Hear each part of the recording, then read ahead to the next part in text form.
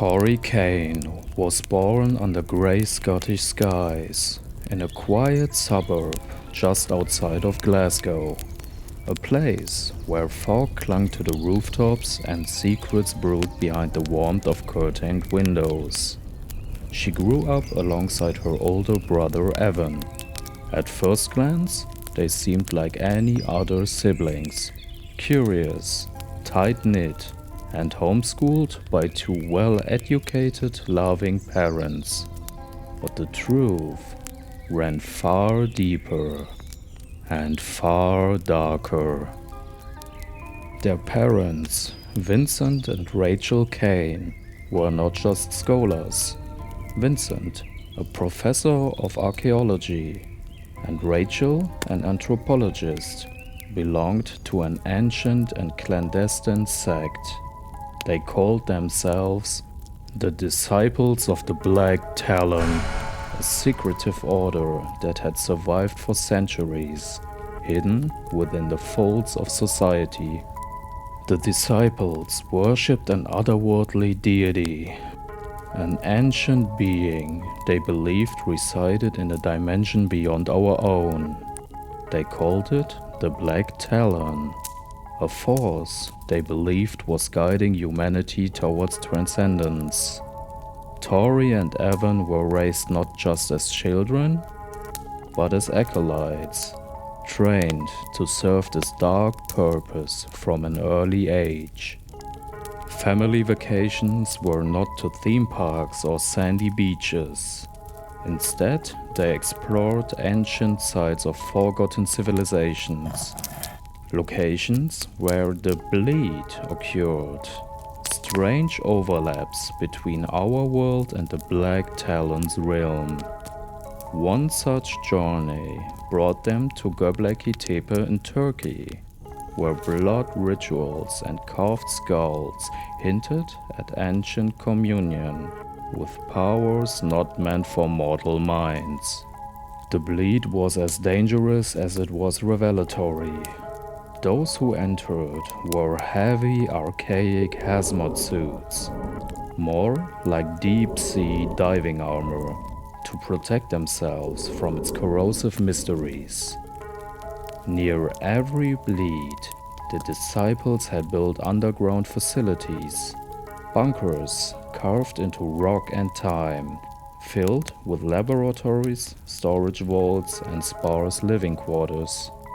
It was in Göbekli Tepe that their fate turned. Vincent Cain entered the bleed, never to return. His wife Rachel followed in desperation, vanishing soon after. Grief-stricken and determined, Taurie and Evan defied their superiors and crept into the bleed chamber. Only one ancient hazmat suit remained, old, bulky, and barely functional. It didn't fit her, but Taurie didn't care. She would not abandon her parents. She entered the bleed alone. Inside the bleed, time twisted and space bled together. Shrill screams echoed through unseen corridors. Something growled low and guttural. Shadows seemed to move, and the eyes of predators watched her from every angle. Still, she pressed forward.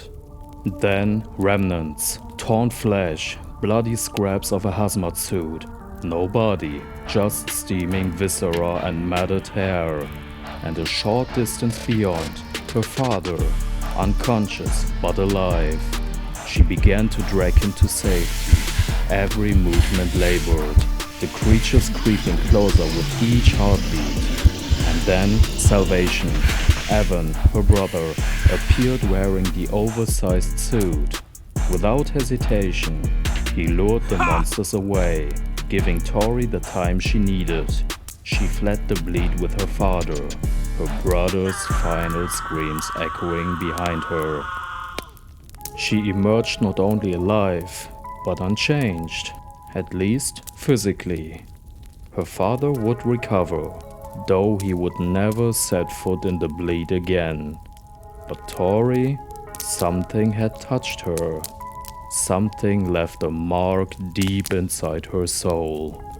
Visions came, strange, vivid, recurring.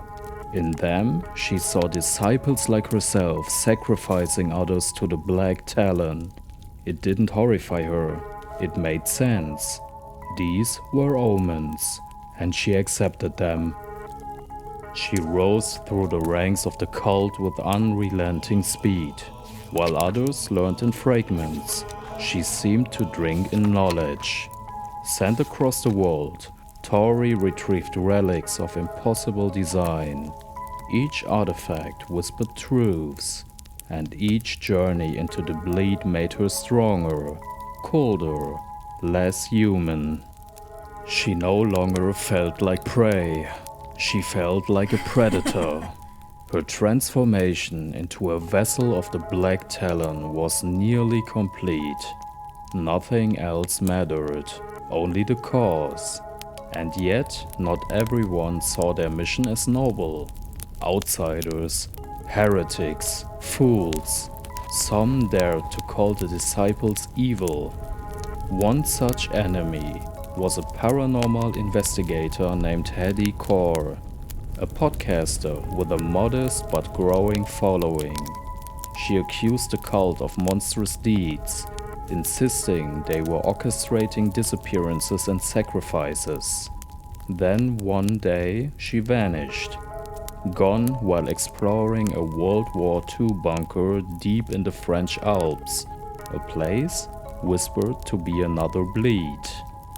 Her brother Jordan refused to accept the official story.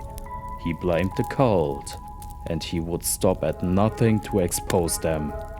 Taurie Cain was no longer the girl who defied fear to save her father. She was something else now, something colder, and much, much closer to the Black Talon. As she reached the highest levels of the disciples, Taurie learned their darkest secrets, including the sacred rituals used to appease the Black Talon before each venture into the bleed. Ceremonies of torment and sacrifice. One such ritual was to take place at the grand opening of a new quantum research facility. Jordan discovered the plan and secretly recorded it, capturing every grisly detail. He leaked the footage online, a desperate attempt to unmask the horror behind the cult's veil.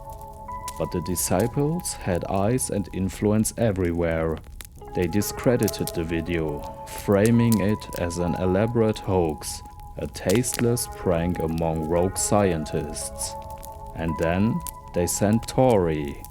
Her orders were clear: find Jordan, silence him, and prove herself worthy of ascension. If she succeeded, she would enter the inner circle. She would become one of the pure, a true disciple of the Black Talon's domain. Unflinching and fanatical, Taurie hunted him down. She found Jordan, rendered him unconscious. When he awoke, he was bound to a chair deep underground, dim light flickering across damp stone. Taurie emerged from the shadows, draped in ceremonial robes, her face hidden behind the mask of judgment. In her hands, a ritual dagger. But then she froze. She had never done this before, not herself, not with her own hands. Her breath caught, her limbs trembled. The certainty in her visions had not prepared her for the quiet horrors of reality. She felt wrong, distant. Killing had always been abstract, a purpose, a vision, never something tactile, never this. Just as the masters prepared to intervene, she steadied herself, inhaled slowly, remembered her purpose. This sacrifice would open the gate, would bring her home.